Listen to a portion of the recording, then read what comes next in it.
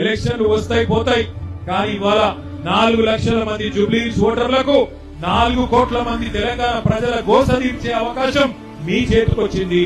మీరిక్కడ గట్టిగా జూబ్లీహిల్స్ లో తీర్పిచ్చి కాంగ్రెస్ పార్టీ డిపాజిట్ జప్తు చేస్తే ఖచ్చితంగా 4 కోట్ల మంది తెలంగాణ ప్రజలకు అక్కడ ఉన్న బాకీ ఉన్నాయన్నీ మీకు బ్రహ్మాండంగా వాళ్ళకు అందుతాయి.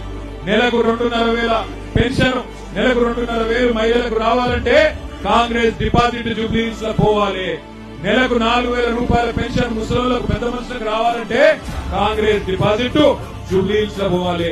వికలాంగులకు 6,000 రావాలంటే కాంగ్రెస్ పార్టీ చిత్తుగా జూబ్లీహిల్స్ లో ఓడిపోవాలి. నేను చెప్పేది కరెక్టేనా కాదా? ఒకవేళ కాంగ్రెస్ ఓటేసి ఏమైతుంది?